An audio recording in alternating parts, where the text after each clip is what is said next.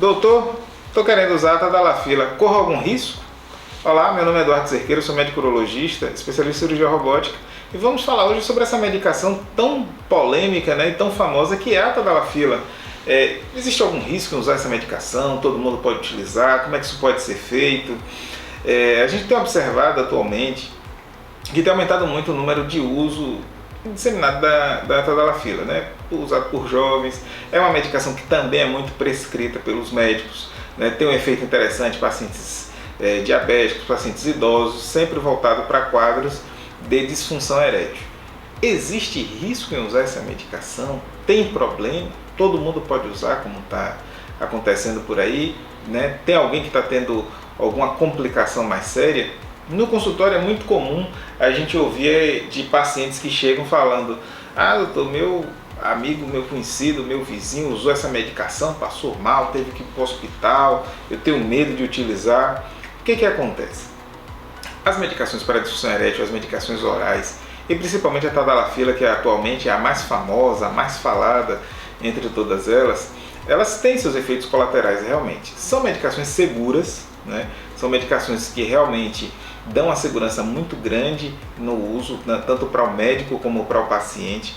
São medicações que revolucionaram o tratamento da disfunção erétil, porque hoje a gente tem medicações de fácil acesso, com grande efetividade e que realmente tem uma segurança importante. Mas existem casos em que o paciente não pode fazer uso dessa medicação.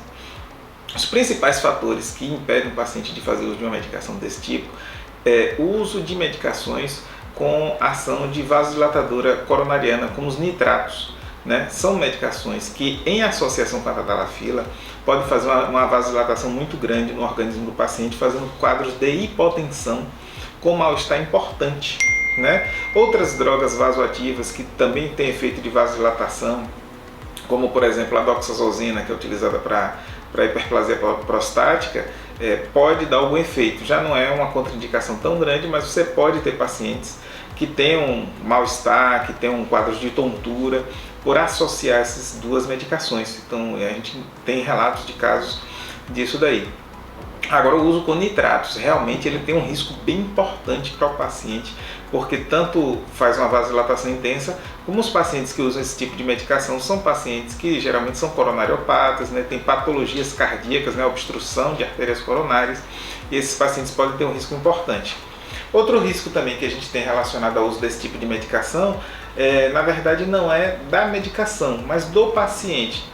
Então, pacientes que têm alto risco de infarto, por exemplo, um paciente que ele não sabe, mas ele tem uma obstrução coronariana já importante de 90%, né?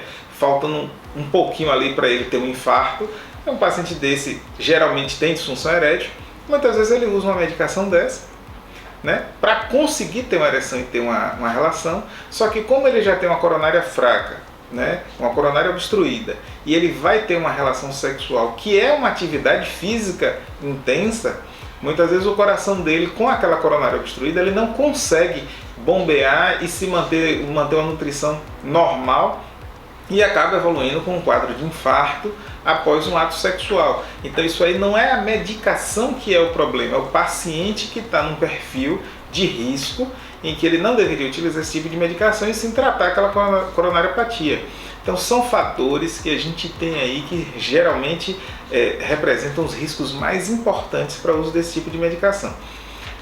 Essa medicação ela tem outros efeitos colaterais, tem quadros de dor de cabeça, né? Algumas pessoas podem ter tontura, outras pessoas podem ter queixa de dor muscular, rasgo cutâneo, que é ficar com a pele mais avermelhada. São efeitos colaterais menores, mas é por isso que a gente traz sempre aquele alerta.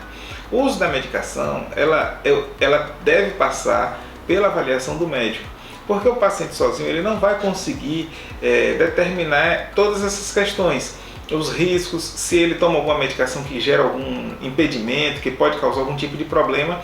E aí a gente pode pegar uma medicação que é muito boa, que realmente tem um efeito fantástico, né? Melhora muito a atividade e desempenho sexual, é uma medicação segura, mas colocada numa situação inadequada, a gente corre um risco grande. Então é essa questão que a gente tem que trazer e informar os pacientes. Então, existem esses riscos e o paciente ele deve passar numa avaliação médica para, assim, com segurança, fazer uso desse tipo de medicação.